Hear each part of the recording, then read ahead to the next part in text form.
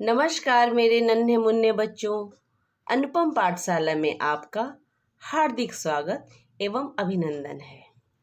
कहानियों की इस खूबसूरत कड़ी में एक से बढ़कर एक कहानी मैं जोड़ने जा रही हूँ। आपके लिए आज मैं बहुत संदेशपरक ज्ञानवर्धक कहानी लेकर आई हूँ, जिसका शीर्षक है मूर्ख कैसे बना महाकवि। पर हाँ बच्चों, मेरी कहानी को सुनने से पहले आप इसे सब्सक्राइब, लाइक और शेयर करना मत भूलिएगा और हमेशा मेरी नोटिफिकेशन पाते रहने के लिए बेल आइकन अवश्य दबा दीजिएगा। तो आइए बच्चों, चलते हैं कहानी की कक्षा में। कालिदास आज से लगभग 2000 वर्ष पहले संस्कृत भाषा के बहुत बड़े कवि हो चुके हैं। ये उज्जैनी के राजा विक्रमादित्य की राजसभा के 9 रत्नों में से एक थे। इनके बचपन के जीवन का अभी तक कुछ भी पता नहीं चल पाया है। कहते हैं कि ये दशपुर के रहने वाले थे, जिसे आजकल मंदसौर कहते हैं। इनके विषय में कई कहानियां प्रसिद्ध हैं, पर जो अधिक प्रसिद्ध है वो मैं आपको सुनाती हूँ। किसी राजा के विद्युत्तमा नाम की एक बहुत ही सुंदर और विदुषी कन्या थी। उसकी योग्यता की धाक दूर दूर तक फैल गई थी। उसका प्रण था कि जो कोई उसे शास्त्रार्थ में हरा देगा, उसी से वह अपना विवाह करेगी। बहुत से विद्वान, पंडित और राजकुमार उससे विवाह करने की इच्छा लेकर आए, किंतु शास्त्रार्थ में सब हारकर अपना समूह लेकर लौट गए। तब सब पंडितों ने मिलकर सलाह की कि किसी तरकीब से इसका विवाह किसी महामूर्ख से करा देना चाहिए। अब वे ऐसे मूर्ख व्यक्ति की तलाश करने लगे। एक दिन उन्होंने देखा कि एक आदमी जिस डाली पर बैठा है उसी को काट रहा है। पंडितों ने सोचा, इसे डाली के कटने पर अपने गिरने और मरने का कोई डर ही नहीं है। इससे अधिक मूर्ख कौन हो सकता है। ऐसा सोचकर वे बड़े आदर से उसे अपने साथ ले आए। उसे स्नान कराया, अच्छा भोजन कराया और अच्छे वस्त्र दिए तथा कुछ दिन बाद अपने पास रखकर उसका रूप और सुधार दिए। तब उन्होंने उससे कहा, हम तुम्हारा विवाह एक सुंदर राजकुमारी से कराएंगे। इशारों में ही बात करना, अपना मुंह मत खोलना।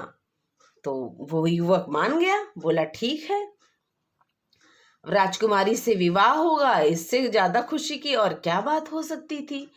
वहां जाकर राजकुमारी से कहलवाया कि हमारे गुरुजी तुमसे शास्त्रार्थ करने आए हैं।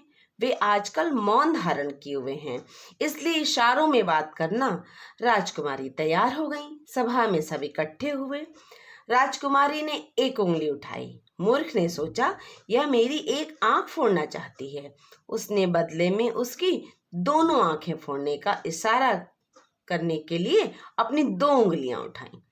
पंडितों ने इसका अर्थ निकाला कि आप सृष्टि का कारण एक ईश्वर को मानती हैं और ये पुरुष प्रकृति 2 को मानते हैं। इस पर मूर्ख की विजय हो गई। फिर राजकुमारी ने अपनी 5 उंगलियां उठाई तो उसने समझा कि यह मुझे चपत मारना चाहती है। उस मूर्ख ने समझा, इसलिए उसने मुक्का दिखला दिया। पंडितों ने इसका अर्थ निकाला, आप कहती हैं कि शरीर में 5 इंद्रियां बहुत बलवान हैं और ये कहते हैं कि उन्हें ज्ञान द्वारा मुट्ठी में यानी काबू में रखना चाहिए। तो अर्थ का अनर्थ लोग कर करके राजकुमारी को समझाने लगे।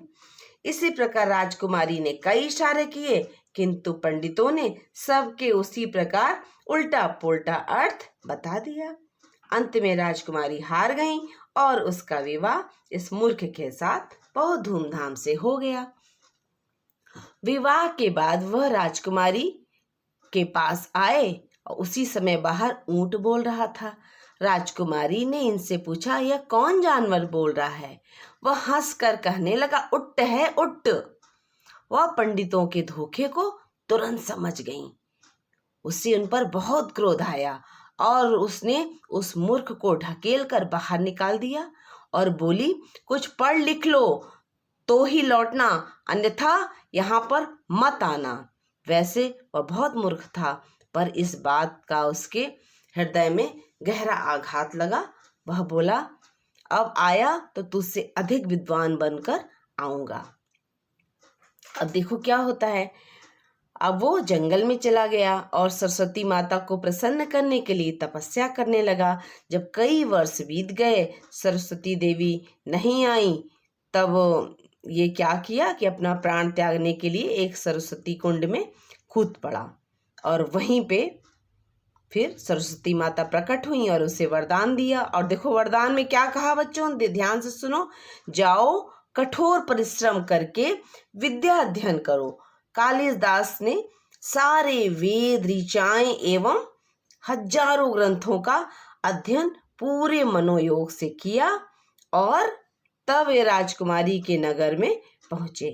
द्वार पर जाकर एक संस्कृत का श्लोक पढ़कर राजकुमारी को पुकारा। वह उनको इतना अच्छा कवि और विद्वान देखकर बहुत प्रसन्न हुई और इनके चरणों में गिरकर क्षमा मांगी और बड़े आदर से महल में ले गईं। यही मूर्ख स्त्री के कारण प्रसिद्ध कवि कालिदास हुए। इस कहानी में बच्चों क्या सत्य है क्या नहीं, किंतु इससे यह तो अवश्य ही समझ में आ रहा है कि मूर्ख से मूर्ख भी सच्ची लगन और अभ्यास से एक बड़ा विद्वान बन सकता है। कालिदास की लिखी हुई पुस्तकों का जितना आदर अपने देश और विदेश में हुआ, उतना और किसी पुराने कवि की रचनाओं का नहीं हुआ है। इनके लिखे अभिज्ञान शाकुंतलम नाटक का अनुवाद अंग्रेजी, फ्रांसीसी, रूसी, जर्मनी, कई विदेशी भाषाओं में हो चुका है और इस नाटक को कई बार विदेशों में खेला भी गया है। इसे सब जगह बहुत पसंद किया गया। अभिज्ञान शाकुंतलम नाटक संसार की सबसे अच्छी पुस्तकों में से एक है। समझ रहे हैं ना बच्चों? और अभिज्ञान शाकुंतलम, विक्रमो उर्वशी, मालविकाग्निमित्र, ये 3 नाटक, रघुवंश और कुमार संभव, ये 2 महाकाव्य इनकी लिखी हुई प्रसिद्ध पुस्तकें हैं। और भी कई पुस्तकें इनकी लिखी हुई बताई जाती हैं, किंतु उनके विषय में अभी थोड़ा संदेह है। इनकी कविता बहुत ही मधुर, अलंकारों से भरी हुई और मन को मोहने वाली है। कालिदास का नाम संसार के सबसे बड़े कवियों में गिना जाता है। हमारे देश में नहीं, विदेशों में भी इनकी जयंतियां मनाई जाती हैं बच्चों। इनकी पुस्तकों को पढ़ने से पता चलता है कि जब संसार असभ्य था, उस समय हमारे देश की सभ्यता और संस्कृति बहुत ही ऊंची थी। इनकी रचनाओं ने संसार में हमारे देश का मान बढ़ाया है। तो ये रही बच्चों आज की कहानी कि मूर्ख कैसे बना महाकवि। और अब आप तो जान ही गए हैं कि महाकवि का क्या नाम है, कालिदास। तो आप इस बात को जान लीजिए कि कठोर परिश्रम के द्वारा असंभव कार्य को भी संभव बनाया जा सकता है। तो आपको आज की कहानी कैसी लगी, ये आप हमें कमेंट बॉक्स में जरूर लिखकर बताइएगा।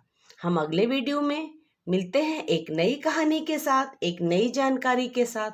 तब तक के लिए धन्यवाद, नमस्कार।